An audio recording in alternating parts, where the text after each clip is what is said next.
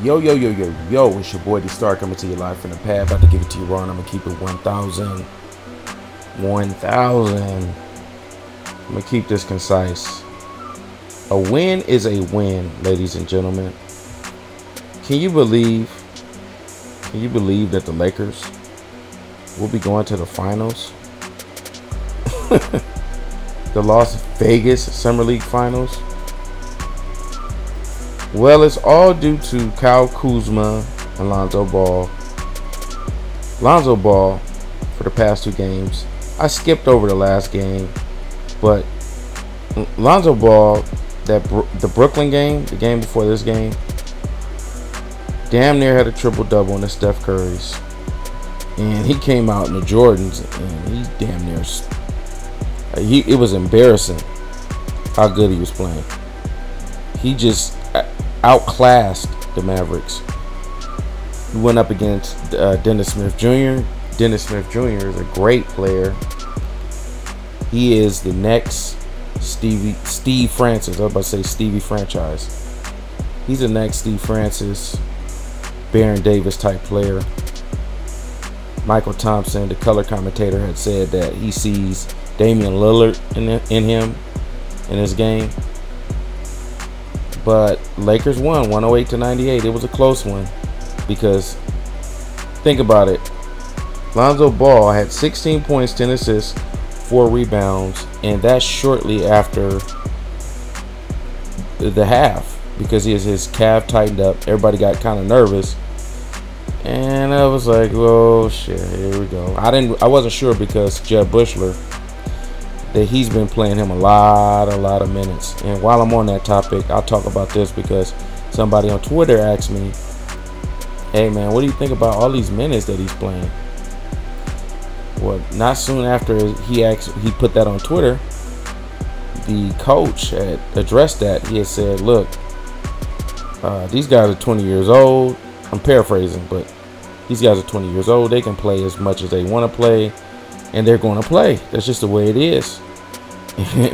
They've been putting up crazy minutes. This is like Lonzo's, I think, his first back-to-back, and Monday which is tomorrow, will be the finals at 7 p.m. against the Pprtland TrailBlazers. But he's playing a lot of minutes because there's not much else. You know, everybody else has gotten shut down. You had Ingram get shut down. You had Josh Hart get shut down. So there's not many options besides Kuzma, Lonzo Ball. Vanderbilt's a solid player. Thomas had a good game today. Not Thomas Bryant, but the other Thomas. He had 20 points, 7 to 10 shooting, 6 or 7 3-point shots. So he shot very well for the 3-point. That's what's kind of saved the Lakers when the Mavericks came back and they cut it down to a damn 2-point lead or a 1-point lead, and Thomas hit 3, and next thing you know, the Lakers they make a little run and they start to come back. So this was a very, very interesting game because I was very nervous that Lonzo Ball would be shut out for the rest of the Summer League season, which is another game. But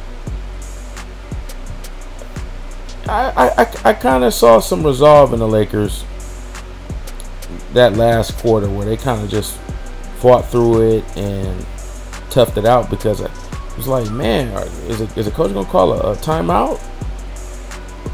Is the coach going to call a timeout? Because the Mavericks had momentum. Yogi Ferrell was playing real hard that fourth quarter. He had 15 points, 5 assists. But the star of the game was Kuzma. Kuzma was, I mean, he's incredible. To me, he's a taller version of Klay Thompson. He's a taller version of Klay Thompson. But I know people are like, man, you exaggerating the hell out of that. But the kid can shoot, man. I mean, just look at him. He's just, you passing the ball, he just He shoots it, man, and it goes in. He had 5 of 7 3-point shot this game. He was balling. So, man, if I was that between that 3 and 4, I would be nervous. Like if I was Julius Randle, I'd be nervous because Kyle Kuzma is very, very polished. And see, in the event that, let's God forbid, Ingram gets injured or Julius Randle gets injured, Kyle Kuzma can play. He can step in there and he can play.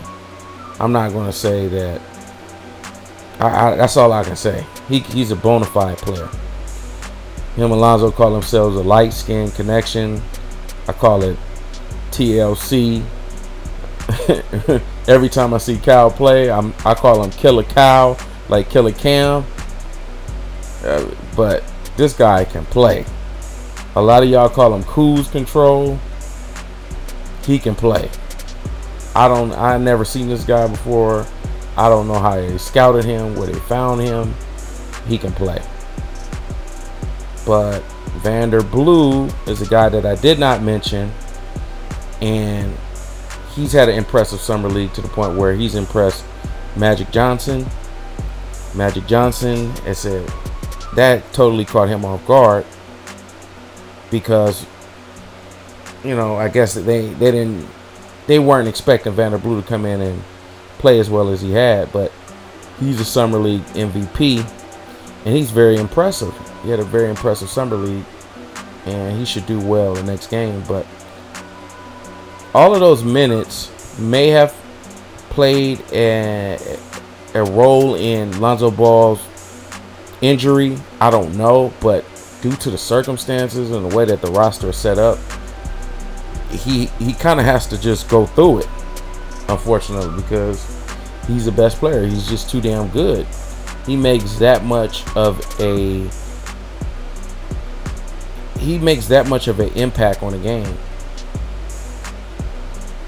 If you look at the second half, they were still playing off of. They were playing the second half to maintain the lead. Fourth quarter was horrible, but they still found a way to win. But they were still playing off of the momentum of what Lonzo Ball had from when he last was in the game. It was like a 20-point lead. The lead started chipping away in the fourth quarter, but damn, they were pretty much just playing not to lose, and that's incredible. And that's the difference between some of these other players that you'll see in the rookie during this rookie season, where you have the Dennis Smith Jr. He's a really good player. I think he's going to be. There might be. I mean, he's going to have some highlight plays. It's going to be between. I think it's going to be between him and Lonzo Ball, Dennis Smith Jr. and Lonzo Ball. But Lonzo Ball can just do more as far as fundamental wise. He is so much irony in him being the player that Kobe Bryant had mentioned. Like, you know, you're not going to get the torch, you got to take it. He has that mentality. Another thing is he was complaining about AAU basketball, how these young guys don't know the fundamentals, and Lonzo Ball is very heavy on the fundamentals. If you look at him defensively, he set screens off ball. He deflects passes, which turns into steals. He's an all-around great player. I'm on the Kyle Kuzma boat. I'm on the Lonzo Ball train. These two kids right here, man, are really good players, and I'm hoping that we win the championship. I know some could say that's trivial, but all in all, this is going to be a preseason that everybody's going to pay attention to. This is going to be a regular season that everybody's going to pay attention to. There's going to be a lot of interesting games this upcoming season.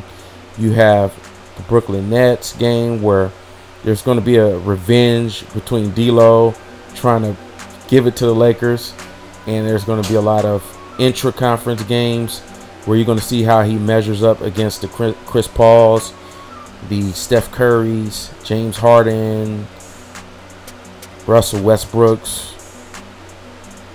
I can't even think of any other guards, but it's a lot of guards in the Western Conference. Damian Lillard, Dennis Smith Jr., De'Aaron Fox. There's going to be a lot of competition, a lot of targets on his back. Then when he goes over to the East Coast and he has to play against the 76ers, that's going to be interesting. How they're going to want to embarrass Lonzo for all of the comments that his father has made about Joel Embiid, which I find humorous and entertaining. But there's going to be a lot of he has a target on his back, but that's good because even Michael Jordan, Magic, Bird, all of them had targets on their back when they first came into the league. Especially Jordan. Jordan wasn't quite accepted when he first came into the league because they just saw him as another kid out of North Carolina, and they saw him as a, Clyde Drexler was a guy, so Jordan wasn't looked at like, oh man, this dude was. That's the reason why Portland passed on him, because they're like, we already have Clyde Drexler. And Jordan could do everything Drexler could do, just do it better. But I say all of this because the league, they weren't as friendly with Jordan when Jordan came into the league and he started to make a name and he was balling out and he had the hype that he was living up to. A lot of guys weren't giving him that respect, and they didn't really like Jordan because they were jealous of the attention that he was getting. When he went on when he made it to the All-Star team, they didn't really pay him that respect that he was warranted. So I think Lonzo is going to have to go through the same thing because all of the pressure, all of the stuff that the media is scrutinizing him over, his shoe choice. I mean, what kind of shoes he wears, that type of stuff. When you're doing that and talking about, oh well, he's had his best game in some Jordan shoes or the Under Armour shoes or the Adidas shoes. I mean, it's utterly ridiculous versus his big baller brand shoes. It's just ridiculous. But Lakers, man, we're in a great situation. Julius Randle had played in the Drew League. Everybody was commenting on how great he looked, how in phenomenal shape he was in, and I guess he's looking like Wolverine. He's looking like Logan out there. But this is going to be exciting.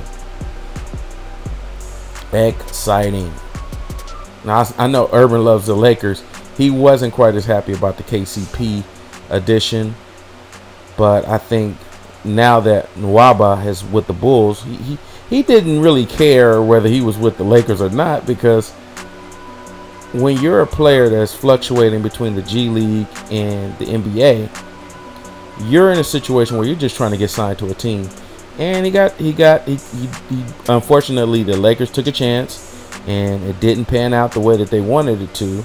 Nwaba got claimed off the waivers by the Bulls, and Lakers just struck out. But he was a good defender. I don't know if he was KCP level, but he was a decent defender. And I mean, come on, things happen. We're in a situation where the main thing is keeping the core players and figuring out who's going to be a part of the core, who isn't. I think we're beyond the point of this whole we got to keep this player, we got to keep that player. I think the only two players who are guaranteed to stay on the Lakers are Lonzo Ball and Brandon Ingram. And Brandon Ingram is a situation where he's going to have to show up this season, which I think he will. I think he'll be the best player on the Lakers. I keep saying that, but this season will be a season where I think those two are guaranteed to stay on the Lakers, regardless of whoever comes in. because I know I'm going on and on, but the Rob Pelinka, I said Rob Pelinka, general manager, was speaking with one of, I guess, the ESPN commentators, or yeah, I think it was the ESPN commentators, and he was telling them that, yeah, we're getting ready for the 2018 season, and the first two names he said was Lonzo Ball and Brandon Ingram, but the rest of the guys, he kind of was he mentioned those guys, but it wasn't as confident with the other two. But maybe I'm reading too much into it. But this should be an interesting season. I could go on and on, guys. Enjoy your Game of Thrones. I know my wife was watching Game of Thrones. She said, damn, this is a good, the intro was so good. So Game of Thrones, Power TV, whatever you guys watch, stay cool, drink some water. It's hot as hell out here. It's your boy D Star. Like, comment, subscribe, and I'm out. Peace.